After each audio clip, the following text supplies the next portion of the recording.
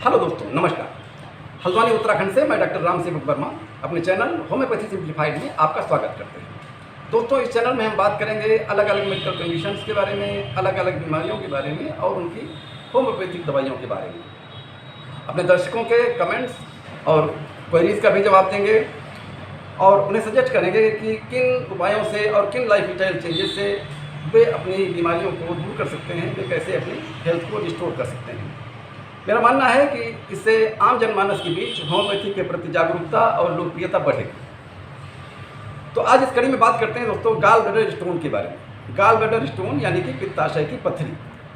अब ये पित्ताशय क्या होता है, कहाँ पर स्थित होता है, यदि हो जाए तो इसके क्या सिम्टम आएंगे, क्या लक्षण होंगे, क्या रिस्क फैक्टर हैं, क्या कारण हैं, ये कैसे पता चलेगा कि गाल ब्लैडर में पत्थरी है या नहीं, और इससे बचने के क्या उपाय हैं, और अंत में 100% कारगर होम्योपैथिक दवाइयों के बारे में बात करेंगे। दोस्तों, हमारे शरीर के बोनी केज में दाहिनी तरफ शरीर का सबसे बड़ा ऑर्गन लीवर स्थापित होता है। ये साइज में करीब 1.5 किलो से 2 किलो के बीच में होता है। महिलाओं में यह अपेक्षाकृत थोड़ा छोटा होता है।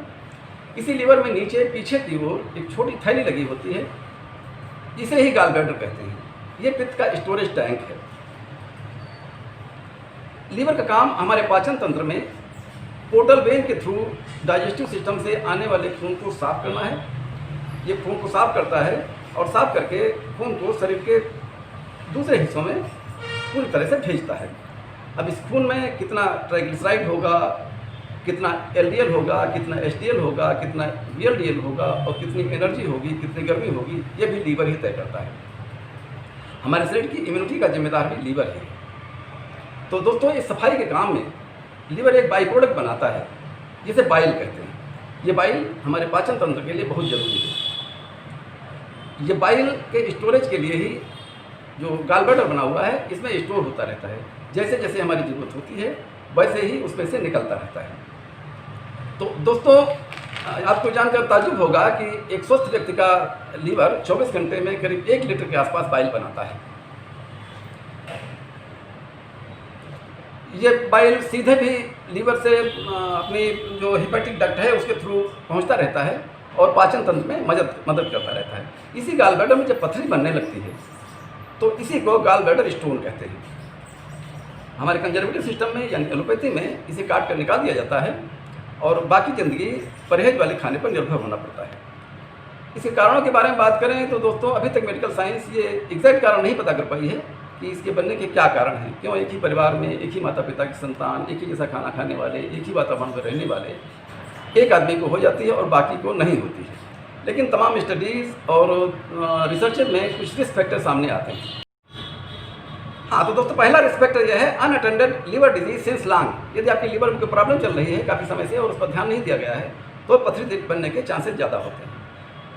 अगला फैक्टर है कि सेडेंटरी लाइफ स्टाइल। यदि आपकी बड़ी आरामदायक जीवन शैली है, खाना पीना और आराम करना और मेहनत का कोई काम नहीं है, तो इसमें भी पथरी बनने के बहुत चांसेस होते हैं। अगला कारण है यदि आप महिला हैं, थोड़ा मोटे हैं और 40 साल से ऊपर के हैं, यानी फैट फीमेल एंड 40 हैं, तो इसमें भी पथरी बनने के बहुत चांसेस होते हैं। अगला इसका रीज़न है आप फैट रिच डाइट लेते हैं और फाइबर रिच डाइट कम लेते हैं, तभी पथरी बनने के चांसेस ज़्यादा होते हैं। अगला है कि अगर आपकी फैमिली हिस्ट्री इस तरह की है, यदि आपके माता पिता को पथरी हुई है तो आपको भी पथरी बनने के चांसेस ज़्यादा हैं। ये पथरी बनने के चांसेस उन महिलाओं में भी होते हैं जो ओरल कंट्रासेप्टिव पिल्स का ज़्यादा इस्तेमाल कर चुकी हैं या कर रही हैं। उनको भी दिक्कत होती है जिन्होंने अपना वजन बहुत तेज़ी से घटाया है। इसके अदर रीज़न यह है कि आपके बाइल में कोलेस्ट्रॉल की मात्रा ज़्यादा है। यही कोलेस्ट्रॉल धीरे धीरे क्रिस्टलाइज होने लगता है। तो कोलेस्ट्रॉल से जो क्रिस्टलाइज हुई पथरी है ये पीले रंग की होती है। अगला रीज़न ये हो सकता है कि आपके बाइल में बिलिरुबिन की मात्रा ज़्यादा है। यही बिलिरुबिन क्रिस्टलाइज होकर पथरी का रूप लेने लगता है। बिलिरुबिन से बनी हुई पथरी कत्थई रंग की होती है। अगला कारण ये हो सकता है कि आपके बाइल में अदर बाइल साल्ट्स कम हैं जो आपके कोलेस्ट्रॉल और बिलिरुबिन को डिज़ॉल्व नहीं कर पा रहे हैं और वो उसे पथरी बनने में मदद करते हैं। तो दोस्तों, ये तो इसके रिस्क फैक्टर्स हैं। यदि पथरी हो ही जाती है किसी को तो क्या लक्षण आएंगे?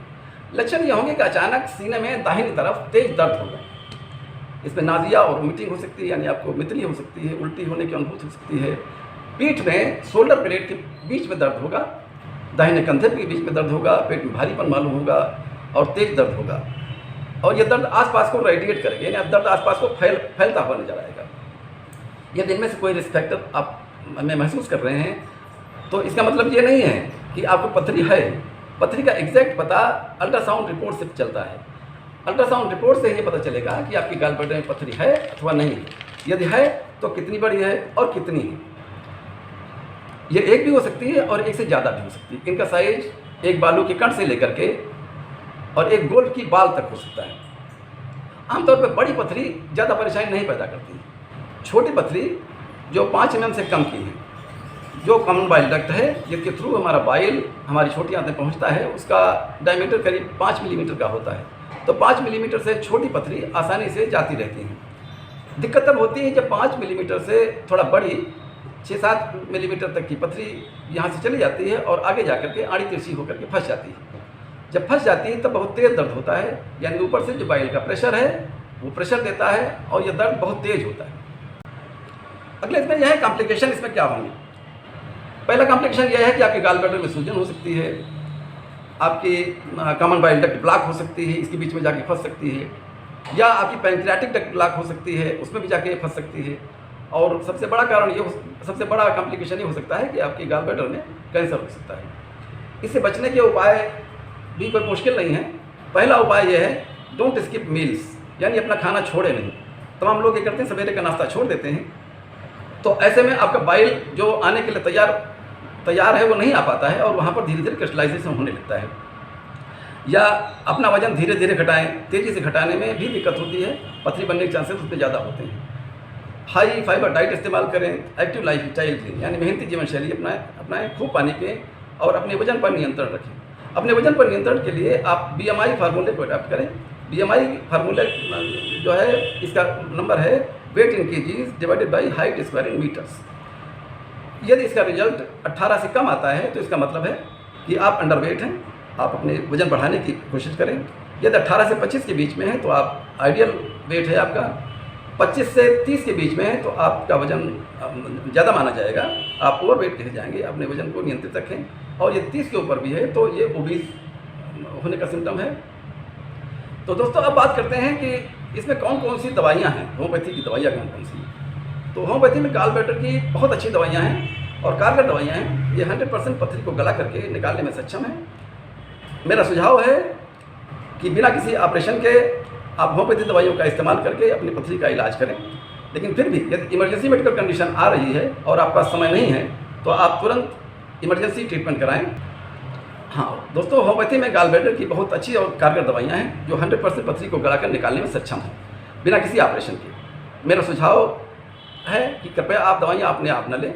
आप अपने पास के होम्योपैथिक डॉक्टर के पास जाएं, उनसे अपने सिम्टम बताएं, वो आपकी परेशानियाँ समझेंगे, सिम्टम समझेंगे, आपका वजन देखेंगे, आपकी फैमिली हिस्ट्री जानेंगे, ये बीमारी कब घटती है, कब बढ़ती है, आपकी पसंद नापसंद पूछेंगे और फिर जो समुचित दवाई होगी वो देंगे।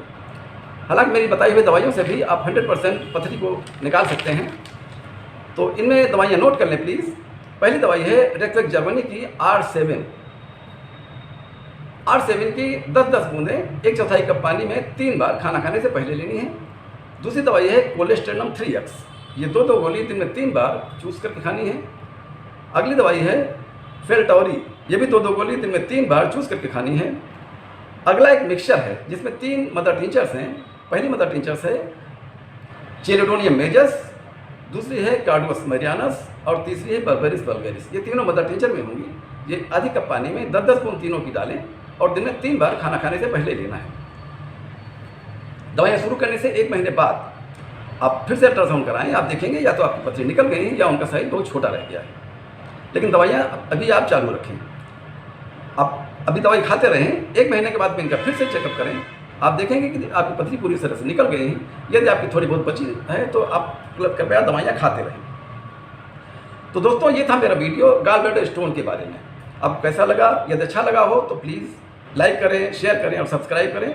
पास में बेल आइकन बना हुआ है, इसको भी दबा दें जिससे मेरे हर वीडियो आप तक सबसे पहले पहुंचते रहें। गॉल ब्लैडर के बारे में आप और कोई जानकारी चाहें, आपकी और क्वेरी हो तो कृपया मेरे व्हाट्सएप नंबर पर संपर्क करें। आपके कमेंट्स और क्वेरी का हमें इंतजार रहेगा, हम उनका जवाब अवश्य देंगे।